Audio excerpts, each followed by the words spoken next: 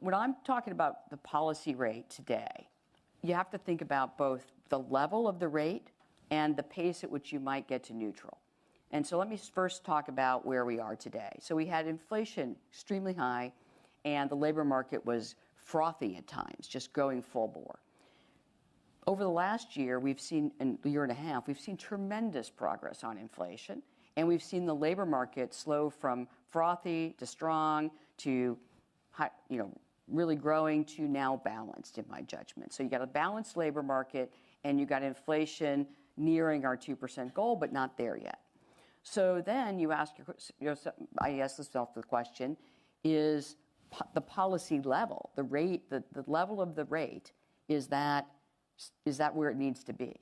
Well, I can tell you, if you looked at I'm looking at John back there, if you look at the Taylor rule, you look at a basic textbook, you look at just history, you would not, with inflation not as far away from 2 as it once was, and the labor market balanced, you wouldn't basically have policy as tight as it was. So, which is why I was very supportive of a 50 basis point cut, a 75 basis point cut. I see that as recalibrating the level of policy to ensure that we're not too tight on the economy and we end up, unnecessarily stalling out growth and damaging the labor market. There's just no reason to do that.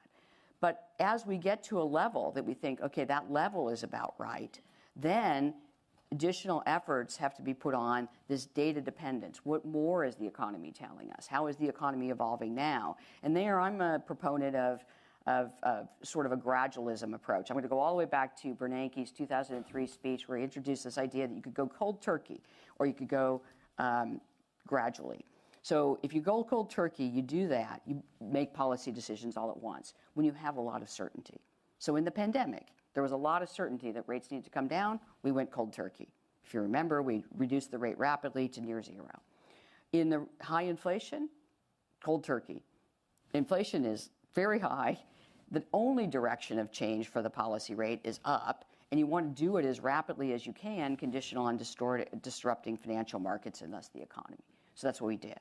But now we're in a much more uncertain world where it's not clear what the evolution of the economy will be, how quickly inflation will come back to 2%, and how durable the labor market, which looks good today, will be. So you put those things together, and it just calls for a more thoughtful and cautious approach. So right now I'm focused on, is the level of policy right? To wait and see. So you get the level right, and it's watchful waiting. And then after that, I would be very comfortable, unless the data changed, with a more gradual approach to policy adjustment.